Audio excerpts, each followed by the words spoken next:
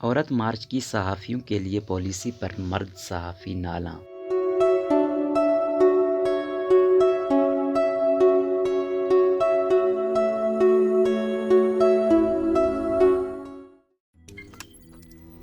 روزنامہ قدرت کی ویڈیو دیکھنے کے لیے ابھی یوٹیوب چینل پر سبسکرائب کریں اور بیل آئیکن پر بھی کلک کریں۔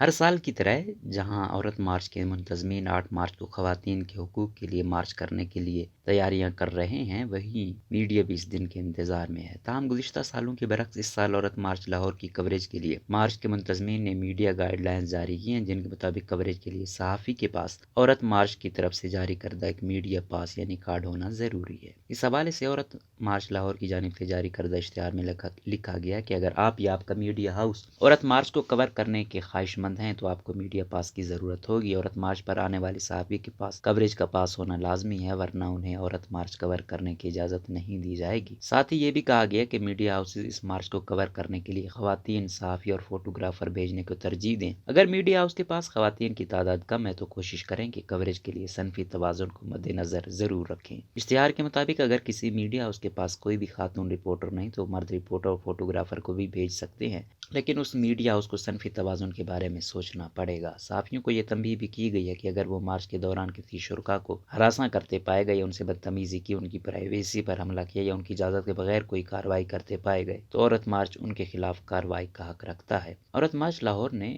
صحافیوں کے لیے ایک آن لائن فارم بھی پر کرنے کے لیے جاری کیا ہے، جسے بھرنے کے بعد آپ کو میڈیا پاس ملے گا۔ عورت مارچ لاہور کی رضاکار فاطمہ رزاق نے انڈیپینڈنٹ اردو کو بتایا کہ یہ گائیڈ لائن یا پالیسی جاری کرنے کی ضرورت اس لیے پیش آئی کیونکہ گزشتہ مارچوں کے دوران منتظمین کو ایک شکایت بہت زیادہ موصول ہوئی کہ کچھ صحافی، بلاگر اور یوٹیوبرز نے مارچ کے شرکاء کو باقاعدہ ہراساں کیا، یہاں تک کہ کچھ لوگوں کے نام سے غلط باتیں چلا دیں، کچھ شرکاء کی اجازت کے بغیر ان کی تصاویر لے لی اور پھر ان پر غلط انداز میں تبصرے کیے۔ انہوں نے کہا کہ ہم نے یہ بھی دیکھا کہ کچھ نیوز یوٹیوبر چینلز اور دیگر سماجی رابطوں کی سائٹس پر ان تصاویر کو فوٹو شاپ کر کے بھی غلط انداز میں استعمال کیا گیا اور میڈیا کی طرف سے کوئی نگرانی نہیں کی گئی کہ ان تصاویر کو دکھانے سے پہلے فیکٹ چیک ہی کر لیتے۔ فاطمہ نے کہا کہ آزادی صحافت اور آزادی اظہار میں معمولی سا فرق ہے۔ ہم نہیں چاہتے کہ ہمارے شرکاء ہراساں محسوس کریں اور پھر ان کا پیچھا بھی کیا جائے۔ شرکاء مارچ میں آنے سے گھبرانے لگتے ہیں کیونکہ گزشتہ مارچوں میں تو کچھ کا کیمروں کے ساتھ پیچھے بھی کیا گیا، حالانکہ انہوں نے بتا دیا تھا کہ وہ بات نہیں کرنا چاہتے۔ فاطمہ کے خیال میں عورت مارچ کی کوریج کے دوران بنیادی صحافی اخلاقیات کا خیال نہیں کیا گیا۔ ان کا خیال تھا کہ گزشتہ برس ہمارا منشور معاشی پالیسی پر تھا لیکن صحافیوں کو معلوم ہی نہیں تھا۔ انہوں نے کہا کہ ہم جب اس پر بات بھی کرتے ہیں تو آگے سے صرف یہ سوال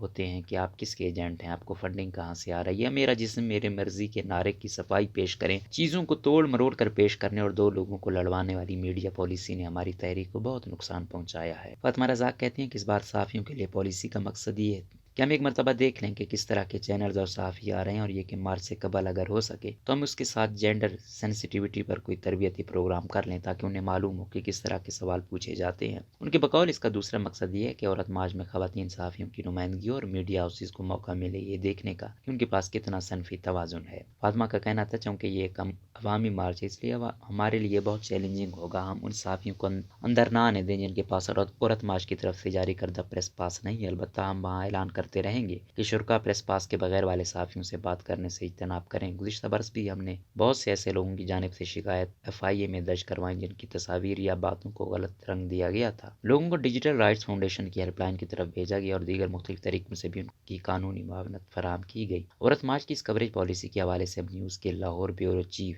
شیراز اسنات نے انڈیپینڈنٹ اردو سے بات کرتے ہوئے کہا، میں اس پالیسی سے کچھ حد تک متفق بھی ہوں اور نہیں بھی۔ یہ بات درست ہے کہ کچھ چینلز میں خواتین صحافی یا رپورٹرز نہیں ہیں، ایسا کسی میڈیا پالیسی کے تحت نہیں ہے، بلکہ کچھ چینلز کی انتظامیہ پیسے بچانے کے لیے ایسا کرتی ہے، یا پھر اگر کوئی نوکری چھوڑ کر چلا گیا تو اس کی جگہ کسی اور کو نہیں رکھتے، لیکن عورت مارچ پر صرف خواتین کو بھیجنا میری سمجھ سے بالاتر ہے۔ انہوں نے کہا ہاں میں ان کی اس بات سے متفق ہوں کہ بہت سے یوٹیوبرز یا دیگر جعلی صحافی مارچ میں آتے ہیں اور شرکاء کو ہراساں کرتے ہیں، ہم نے ایسے کلپس بھی دیکھے، لیکن یہ بھی سوچنے والی بات ہے کہ عورت مارچ ایک کھلی سڑک پر ہو رہا ہے، اس بات کی یقین دہانی کیسے کریں گے کہ وہاں صرف وہ آئیں جن کے پاس پریس پاس ہے۔ میرا خیال نہیں کہ انہیں میڈیا کو روکنا چاہیے، میرے خیال میں ان کی یہ میڈیا پالیسی تھوڑی سی کنفیوزنگ ہے۔ مت بھولیں کہ عورت مارچ میں مرد بھی شریک ہوتے ہیں، یہ پالیسی مردوں کے لیے تھوڑی توہین آمیز بھی ہے۔ ایسا نہیں ہو سکتا کہ آپ کو آپ کی مرضی کی کوریج ملے، انہیں چاہیے کہ یہ کوریج کو اوپن رکھیں۔ ہاں، میڈیا کی جانب سے شرکاء کو ہراساں نہیں کیا جانا چاہیے، میڈیا کو جو خبر ہے اسے بغیر تبدیل کیے پیش کرنا چاہیے، نہ کہ اپنی مرضی کے ذاتی تبصرے کیے جائیں۔ ARY کے سینئر صحافی اور پروڈیوسر رابعہ نور نے انڈیپینڈنٹ اردو سے بات کرتے ہوئے کہا، میڈیا میں رپورٹرز کی ڈیوٹیاں لگتی ہیں، بے شک عورت مارچ کے لیے ترجیح خاتون صحافی کو دی جاتی ہے، لیکن بعض اوقات ایسا ممکن نہیں ہو پاتا۔ جو اس وقت اسپاٹ کے قریب ہو اسی کو وہاں بھیج دیا جاتا ہے۔ انہوں نے مزید کہا، مجھے نہیں لگتا کہ اس پالیسی پر اتنا زیادہ عمل ہوگا، کیونکہ چینل کی DSNGs بھی آئی ہوتی ہیں، لائیو کوریج چل رہی ہوتی ہے، ہر طرح کا سٹاف وہاں موجود ہوتا ہے جو اپنے حساب سے تصویریں بھی کھینچ رہا ہوتا ہے اور وہ عورت مارچ کے نعروں اور تصاویر کو اپنے ذہن کے مطابق پیش کرتے ہیں۔ رابعہ نور کے بقول مرد رپورٹرز کو عورت مارچ میں جانے کا کافی شوق ہوتا ہے، خاص طور پر عورت مارچ میں جو پلے کارڈز یا نعرے ہوتے ہیں وہ انہیں بہت اپیل کرتے ہیں، وہ ان پر اپنی خبریں بناتے ہیں، وہ خبر چینل کی پالیسی کے مطابق نشر ہو یا نہ ہو۔ لوگ اسے اپنے ذاتی فیس بک